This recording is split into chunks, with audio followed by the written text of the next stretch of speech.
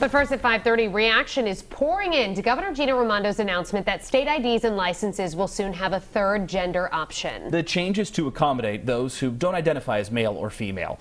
Advocates say it's about safety and validation, but some opponents question whether this is a case of political correctness gone too far. Eyewitness News reporter Kim Kalunian spoke with both sides and looked at what other states are doing.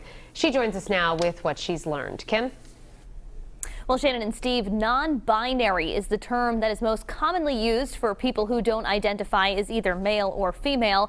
And soon they too will have a way to affirm that gender identity on their driver's license or ID.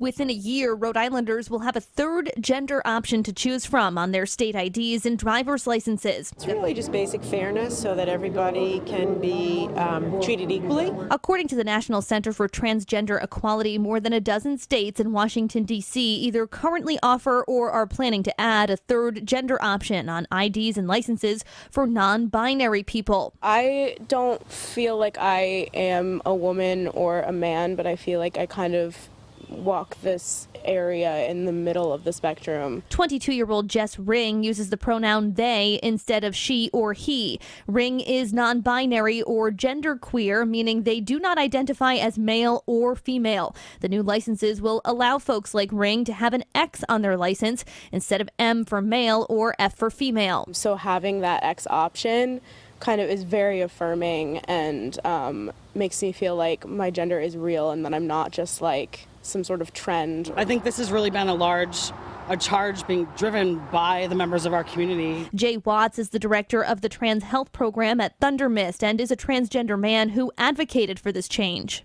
It's time for this to be in place. We're tired of waiting. But some don't agree with it, like Mike Stenhouse, CEO of the conservative advocacy group, the Rhode Island Center for Freedom and Prosperity, saying in a statement, quote, "Catering to political correctness is no way to run a state. The majority of people in Rhode Island have lost faith in our government, which has forgotten about them and which now caters almost exclusively to the special interest few."